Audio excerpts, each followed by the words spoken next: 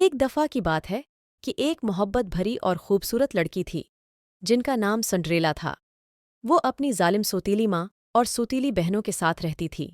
جہاں ان کے ساتھ سرونا کرتی، اس کے ساتھ ہی کوئی نہیں تھا، صرف یہ گھر کی مکروہ سازشوں اور خود پر ظلم کرنے والی ماں اور دو رشتہ دار بہنیں تھیں جو اس پر برا سلوک کرتے اور اسے گھر کے تمام کام کرانے پر مجبور کرتے۔ ایک دن بادشاہ نے رقص پر دعوت دی کیونکہ وہ شہزادے کی دلہن تلاش کر رہے تھے اور شہزادے کی پوری ریاست کو پیغام دیا گیا۔ ان کی سوتیلی ماں نے فوراً اپنے اور اپنی بہنوں کے لیے نئے کپڑے بنوانے کا حکم دیا۔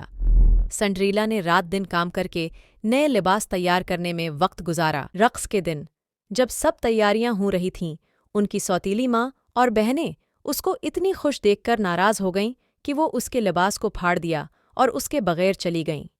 اکیلی رہ گئی تو سنڈریلا کے پاس اچانک اس کی پری دادی آ گئی۔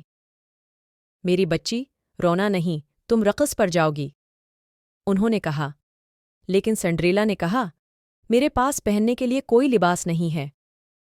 سنڈریلا کی پری دادی نے اپنا جادو کا چھڑی پکاری، اس کے پرانے جلے ہوئے لباس کو نئے لباس میں تبدیل کر دی۔ پھر اس کی پری دادی نے کدو کے کھیت میں کھیلتے ہوئے چوہوں کو پایا۔ انہوں نے اپنے جادو چھڑی سے ان چوہوں کو 4 سفید گھوڑوں اور 2 چوپائیوں میں تبدیل کر دیا۔ جب سب کچھ تیار ہو گیا تو سنڈریلا نے اپنی پری دادی کو خدا حافظ کہا، جو بولی، جادو صرف آدھی رات تک رہے گا، تمہیں وقت سے پہنچنا چاہیے۔ جب سنڈریلا بال روم میں داخل ہوئی تو مہمانوں نے اس کی خوبصورتی پر حیرانی کی اور اس کی سوتیلی ماں اور بہنیں اس کو پہچان نہیں پائیں۔ شہزادہ نے سنڈریلا کو رقص کرنے کی پیشکش کی اور وہ بہت خوشی سے رقص کرنے لگی۔ شہزادہ اور سنڈریلا پوری رات رقص کرتے رہے جب تک کہ سنڈریلا نے دیکھا کہ وقت آدھی رات کے قریب آ رہا ہے اور اس نے اپنی پری دادی کے الفاظ یاد کیے، مجھے جانا چاہیے، اس نے شہزادے سے کہا۔ جب وہ محل کی سیڑھیوں سے دوڑنے لگی تو اس کا ایک شیشے کا جوتا گر گیا، لیکن سنڈریلا نے وقت برباد نہیں کیا تاکہ وہ اسے اٹھائے۔ وہ گھر واپس پہنچی کہ گھوڑے چہوں میں اور وہ پھر سے پرانے پھٹے ہوئے کپڑوں میں تھیں۔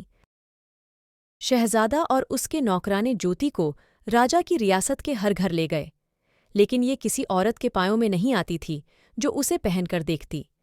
سنڈریلا کی سوتیلی بہنیں اپنے بڑے پایوں کو چھوٹی جوتی میں دھکیلنے کی کوشش کیں، لیکن نوکرانے کو ڈر تھا کہ وہ ٹوٹ جائے۔